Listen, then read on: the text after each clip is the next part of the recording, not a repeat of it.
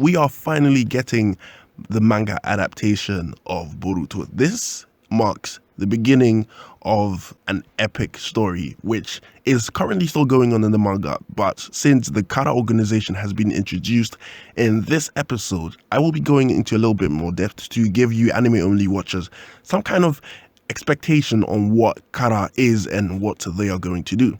So if you are new to this channel, subscribe and hit that notification button because I do Boruto videos on a weekly basis. So let's talk about the episodes. Boruto maintains his whole cool attitude and he is level-headed, which I like. I prefer this version of Boruto compared to the filler episode Boruto where he's all over the place and everything he does is doesn't really build any progress on his character. He cannot learn any new jutsus and he cannot do anything new because that would affect the continuity of the manga. So this version of Boruto actually, develops and we finally get to see the Karma Seal activate. Now, personally, I would have preferred if the Karma Seal was seen crawling upon his palm instead of us just seeing it's already done kind of thing. So I really didn't get to see what I wanted, but at least we know that it's a step in the right direction and we will see the karma actually crawl upon Boruto's body whenever it activates. But yeah, it apparently stops him from using any jutsu at all, which kind of doesn't make sense to me because of the events in the manga. But then again, it's like, this is when they were, kind of establishing what the Karma Seal does. I mean, they haven't really established what the Jogan does. And I have a question for you guys, right? So for you manga only people, right, who are watching this review, in the manga, right, we saw, the Jogan activate, right? It's not a secret that Boruto has the Jogan, right? But then again, they kind of didn't say it was the Jogan, right? So the fact that it looks different in the manga and it looks different in the anime, does that mean that the Jogan is a anime only exclusive dojutsu? Because that would be insane to say that the anime only has the Jogan, meaning that Boruto can do a lot of things with that, and in the manga he kind of has something else, which means that the anime and the manga will go in completely separate directions based on the dojutsu that Boruto has. So it's a question that I want you guys to answer in the comments. Let me know what you think. Is the Jogan an anime only dojutsu or not? Just kind of like how Vegeta's Super Saiyan, blue evolution form is a anime only thing. I hope that is not the case because that would ruin it. I feel like the Jogan looks better than the Byakugan and it is more mysterious and it gives them something new to kind of identify what it does and what's possible, what's not, right? So yeah, Boruto basically fights Shojoji. He manages to, land a rasengan on Shojoji because of the help of Tentou.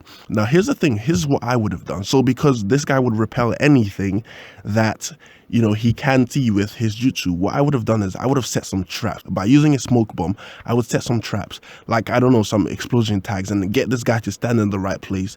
And then, for the explosion tags to explode and hit this guy from behind. And while he is distracted because of the pain, I will pin him down with a rasengan, right? That's what I would have done. But Boruto used the help of Tentou and he took a huge risk. It finally paid off and he got shojoji with a rasengan. Here's the problem though. Here's the thing with anime, main characters. Once they knock a guy down, they don't double check to make sure that this guy stays down. If that was me, I would hit him with another rasengan to make sure he doesn't wake up for at least a week.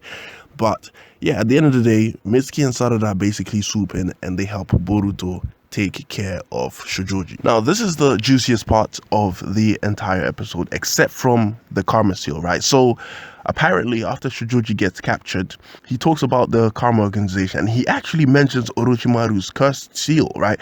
And the thing is, if you actually read the manga, right, these two things have a lot in common based on the information we got in the previous manga chapter. Orochimaru's cursed seal and the Karma Seal have a lot in common. So Sasuke basically swoops in and then he basically says that he's going to use the Rinnegan, or he implies that he's willing to use the Rinnegan in order to get Shojoji to talk. That's when he kind of spills all the information about the Kara organization that he knows. Apparently he was trying to loot something. He came in contact with them.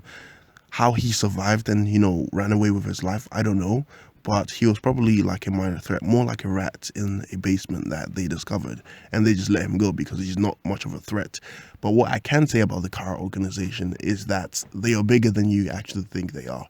And that, they pose a real threat. People think that Naruto and Sasuke will, be able to stop anyone and everyone. But this new organization kind of gives them a run for the money. So yeah, that's all the information about the Kara organization. If you really want to know more about the Kara organization, click on the left for a video on that and click on the right for another video, which I cannot say. Click at your own risk, and bye.